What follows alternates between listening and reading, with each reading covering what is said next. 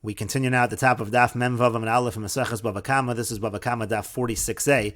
On the previous Amud Rav said that there could be a distinction between the right horn of an animal and the left horn of an animal. And the Gemara said that it was in terms of shmira. The right horn might be a muad and the left horn might be a tam. You have to do a different level of shmira. And the Gemara said the point was avol muad lagamri, that in this kind of situation where you have an animal that's half tam, half muad, you could have different levels of shmira within one animal. But if you have an animal that's a total muad, according to Rav, lo mashkachas beit sad tamas, then you're not going to find, he doesn't hold sad tamas b'makomo medis, that part of the animal, that first half, is always considered to be a tam. And the Gemara continues at the two dots. The Mishnah said, Rabbi Eliezer Omer ein lo shmira el asak, and Rabbi Eliezer says that when it comes to a muad, the only real shmira is the knife, meaning to kill the animal. And the Gemara says, Amar Rabba says, my time with Rabbi Eliezer. What's the reason of Rabbi Eliezer? The Amar Krutz, because the pasuk says v'lo yishmerenu, and what the pasuk of v'lo yishmerenu means, shuv ein lo shmira lazeh. What it's really saying is there is really no shmira for a muad. But the Gemara continues, Amar le Abaya said elamayata, but according to that logic,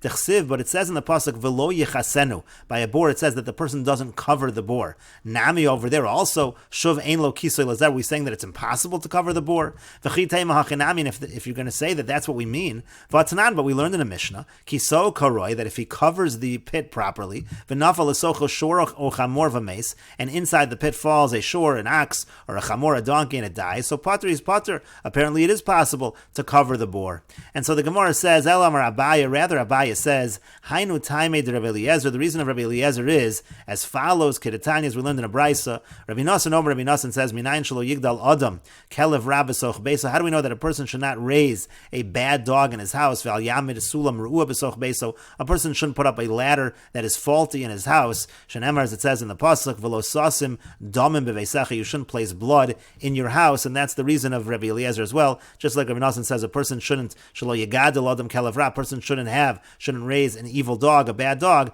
That's the same in terms of a muad. Hadron aloch shorsha nogach arba v'chamisha. We will return to you parak shorsha nogach arba v'chamisha. This is the end of the fourth parak of Meseches Bava Kamma. If you're enjoying these videos and this channel, please like, share, and subscribe, and take a look at the description box below to see how you can support this channel. And we will now begin the fifth parak of Meseches Bava Kamma. And the parak begins with the Mishnah, shorsha nogach es apara, if an ox gores a cow, v'nimtza ubra b'tzid, and we find that the baby, the fetus of the cow, is next to it. Ve'ein yadua, but it's not known. Imad shelo nagcha yilad, did it give birth before the goring? Imisha nagcha yilad, or did this happen after the goring? Essentially, the goring caused the issue.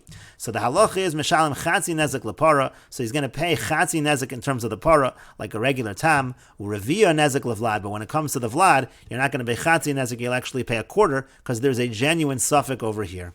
V'chein para shenagches hashor, and similarly, if a cow gores an ox, v'nimtza valda betzid, and we find the fetus at the side. Ve'ein yadu, and it's not known. Imad shelo nagcha yilad, did this happen before the goring? Imisha nagcha yilad, did this happen after the goring? Mishtalim chatzi nezek min hapara. So in this case, we're talking about the para. The cow is the one that's doing the damage. You're paying from the cow as we pay migufo. So you pay chatzi nezek from the para. However, we don't know if the vlad was part of the para at the time. So therefore, revia nezek min havlad. You pay a quarter from the vlad, from the fetus. And the Gemara says, Amar Rav Yudah, Amar Shmuel. Rav Yudah says that Shmuel says, Zu divrei sumchis. This Mishnah follows the opinion of sumchis. The Amar Mamon hamutal b'safich cholkin, who says when you have a situation of money and there's a doubt, you divide it. That's why we're splitting over here. We're saying we're not sure. So instead of half, we make it a quarter.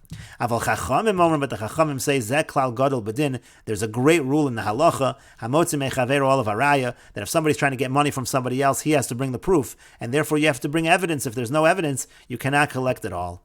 And the Gemara says, Lama li lameimar zeh klal gadol bedin. Why did the chacham have to say this is a great rule in terms of the law? And the Gemara says, it's necessary. The afilu nizik omer bari. What they're saying is, even in a situation where the nizik is certain that he's owed the money, umazik omer shema, the mazik is a shema, he's not sure, he's thinking maybe he does owe the money, still hamotzi mechaveru olav haraya. Still we apply the rule of hamotzi mechaveru olav haraya. Inami, or l'chihad de itmar. The reason why that statement of klal gadol bedin is needed is for the following. Hamocher shor l'chaveru. Let's say a person sells an ox to his friend. V'nimsa nachon. It turns out that shor is a nachon. It's a goring shore. Rav Amar Hareza Mekachtos. Rav says it's a Mekachtos. You bought it under the presumption that it was not a goring shore. Ushmuel Amar, but Shmuel says that the seller has a claim here. Yachol Sheyomar Lo, the seller can say to the buyer, L'shchita Mechartiv Lach, I sold it to you. I was under the impression that you were going to shecht it, so I didn't need to let you know as a Nagchon.